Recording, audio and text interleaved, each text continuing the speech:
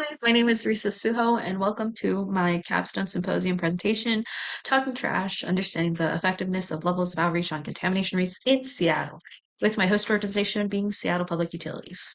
5 pounds of trash a day. And you can imagine with hundreds of millions of Americans living within the US alone, that accumulates to a lot of millions and tons of waste in landfills.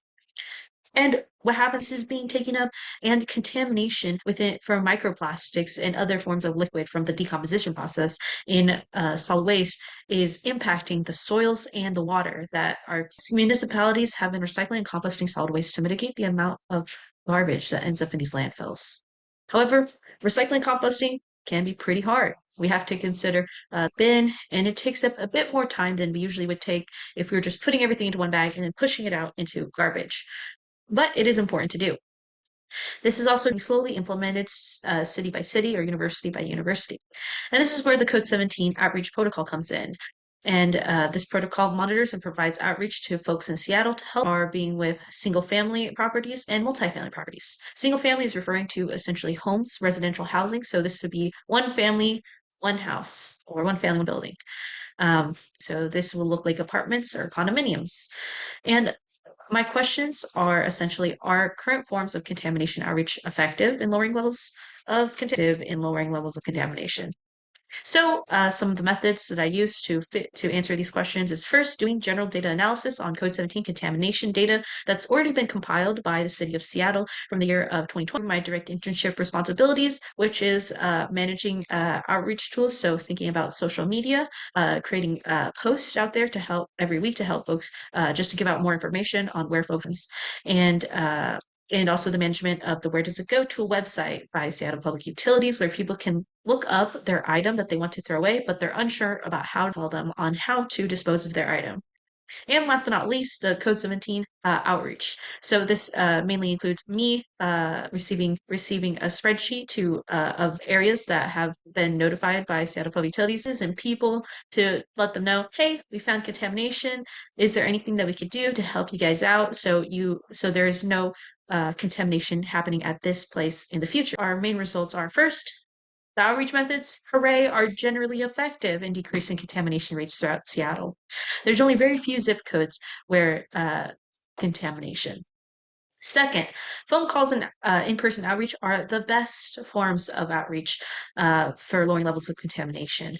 And action where there's two people talking and it's more like a conversation, and then things and problem solving can happen in real time rather than a person receiving a letter or a slip of paper letting them know that engaging. And most likely, it's easier on folks who don't have English as their first language, or for folks who might have their mail get lost or possibly have like their mail or letters get sent to the wrong address.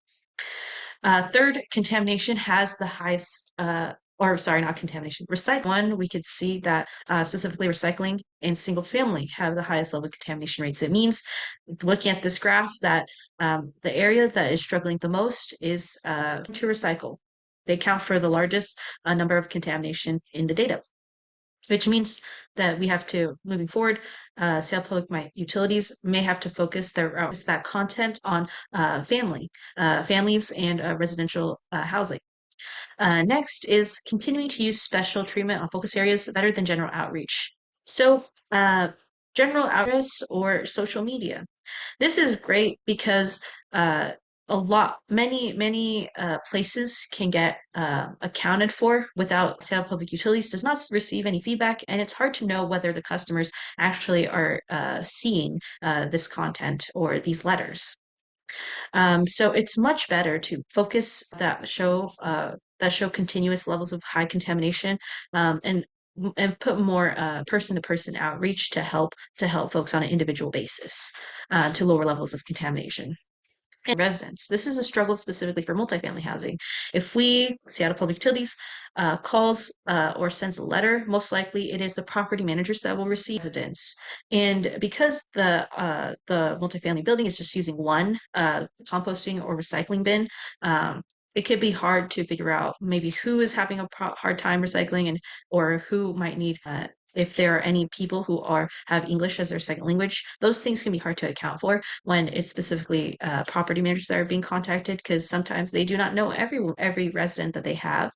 And so something to account for when thinking about outreach in the future. How do we reach residents and not just the property managers?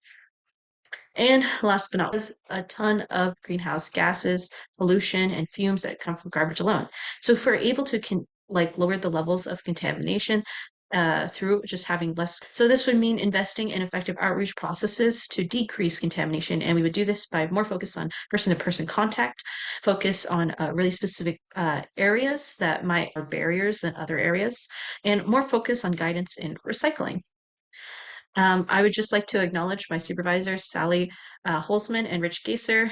Thank you to my faculty supervisor, Christy Strauss, and other professors. Thank you to students, my dog, my family members, and thank you so much for listening.